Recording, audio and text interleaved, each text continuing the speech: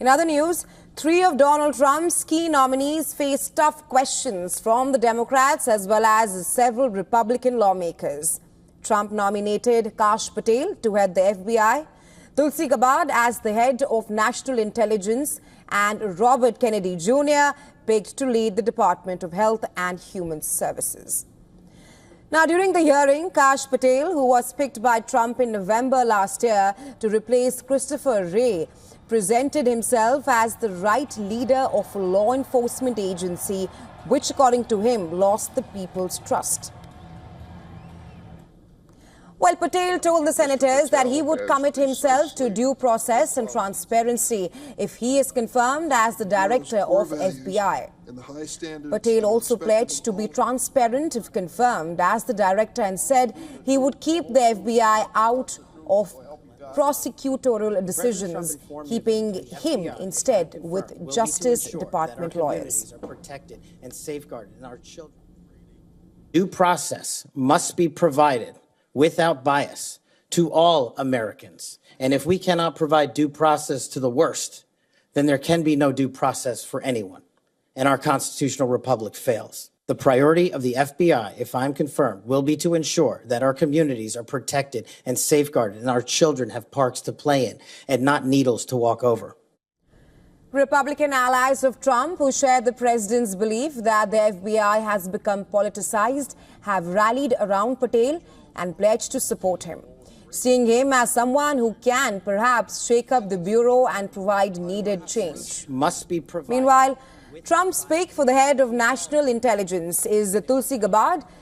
She faced criticism from Democrats and Republicans alike. During her confirmation hearing that focused on past comments which are sympathetic to Russia, a meeting with Syria's former president Bashar al-Assad, and her past support for government leaker Edward Snowden. At the beginning of her hearing, Gabbard told the lawmakers that big changes are needed to address years of failures of America's intelligence services. She said that intelligence often has been false or politicized, leading to wars, foreign policy failures, and the misuse of espionage.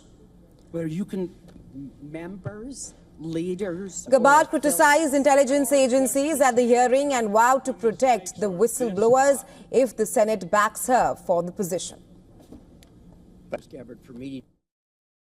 The bottom line is this must end.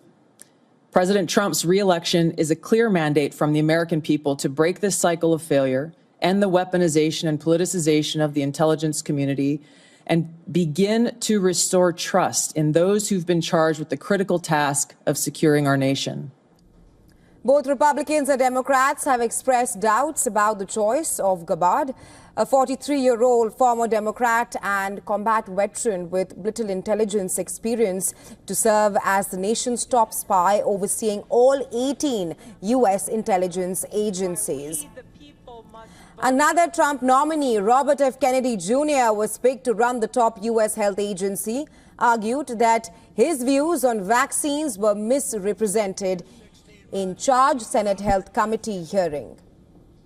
The hearing was the second in 2 days for Kennedy, during which he squared off with Democrats and some Republicans over his past comments on vaccines, abortion, and COVID-19, among other topics. During a wide-ranging questioning, Kennedy spoke on adjusting the previous statements, saying that he would support the U.S. children's vaccination schedule, research and development for bird flu, and scientific data on vaccine safety.